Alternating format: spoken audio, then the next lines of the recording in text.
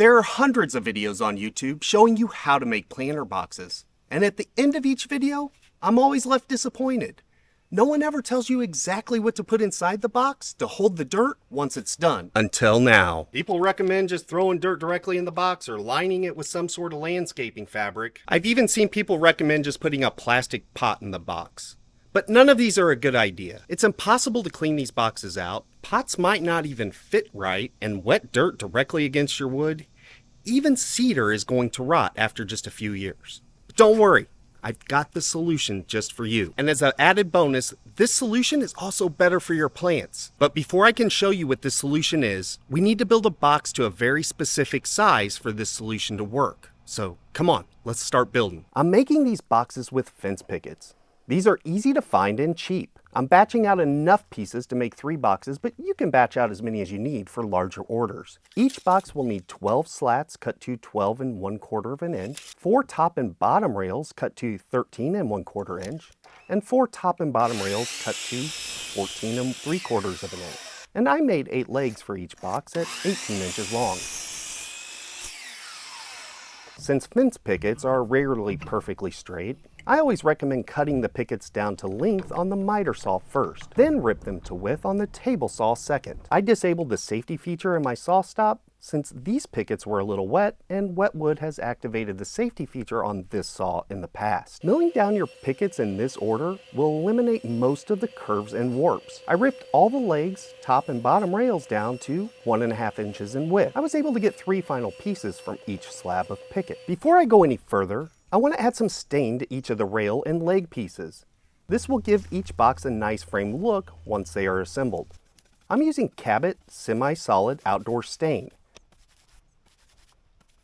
This semi-solid stain allows the wood grain to show through just a little and will give the wood a shishugibon look or burnt wood look without having to use fire. Even though fire would have been more exciting. But take note here. I'm only staining the front face and one edge of each rail and leg. I will leave the back and ends and one edge of each piece unstained for now. This will all make sense in just a few minutes, I promise. While the stain dries, I went back to my shop and ripped each slat down to a consistent width since pickets are never uniform. I ran each piece through the table saw, taking just about a 1/16 of an inch off one side. Next, I adjusted the fence and ran the uncut side of each slat through the blade. Each slat ended up at 4 7/8 inch width. Doing this will save a lot of headaches during assembly. Don't do what I did here. I was in a rush to get these done so I could show you what I came up with for the inside of the box. The stain was a little tacky when I started assembly and picked up every little piece of dust my shop had to offer. But that's okay, I have solution for this too. Either way, I started assembly by attaching one leg flush with the outside edge and top of one slat. I also made sure the stained side of the leg was faced towards the slat. Now it should all make sense why I left the back and side of each rail unstained. This leaves an unfinished surface for the waterproof Titebond 3 glue I'm using to create a solid bond between each rail and slat. Then I just tack everything in place using some 1 1/4 inch 18 gauge brad nails and repeated this process for the right side. Oh, and make sure you're making a left and right side and not 2 lefts and 2 rights. Now all that remained was to add another slat in between the outside leg pieces. And last, I could put one of the longer rails on the top and bottom across the slats and secure everything together using more glue and screws. You want the slats on the top of the rail to all be perfectly flush so you can attach a frame later. I let the bottom rail overhang the bottom of the slats about 1/8 of an inch. Then I assembled the second side using the same method. And since I was making 3 of these, I went ahead and batched out 4 more. To be honest, I wasn't sure what to do next, but I decided to glue and nail the remaining leg pieces to both outside edges of the sides I just assembled. Once again, making sure the finished stained edge would face towards the slats. Overall, this worked out pretty well. To assemble the last 2 sides, I raised the 2 finished sides on edge, then placed a short top and bottom rail between them. This rail is shorter to account for the leg that extends out about 3/4 of an inch on each side. This adds stability to the corner. And with more glue and more nails, I attach a slat to each corner and then attach the top and bottom rail to these slats. To finish the side, I took a measurement and ripped the last slat down to width. This middle slat will not be as wide because the rails for these sides are 1.5 inch shorter.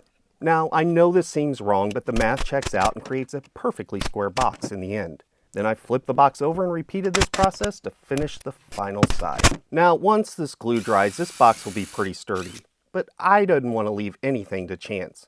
So I took the time to pre-drill 3 or 4 screws in each corner with this Amana countersink bit. I used 1 5/8 inch deck screws so they would be somewhat camouflaged against the black stain. Here you can really see how well this tacky stain is picking up all the dust in my shop. Oh well, let's move on.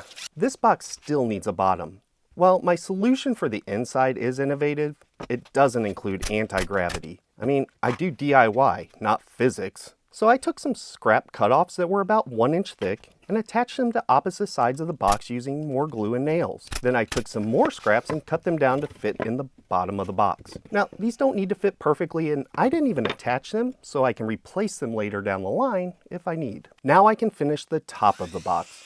To do this, I took some more pre-stained 1 1/2 inch strips and cut a 45-degree miter on each end. And here's a trick for you. I took the measurement from the inside of the box and subtracted 1/8 of an inch from the shortest measurement to get the length of each frame piece. For me, this is 15 1/8 inch. Then I cut 4 pieces, all to the same length, ensuring the short side of the miter measured 15 1/8 inch. These 4 pieces get glued and nailed directly to the unfinished top edges of the box. I still have a few unstained edges to touch up before I show you how I finished the inside of the box, and I can't wait. And this went really quick because there was no need to cut in around the slats since I took the time to pre-stain all the pieces earlier. Oh, and remember all the sawdust that the tacky stain collected from my shop?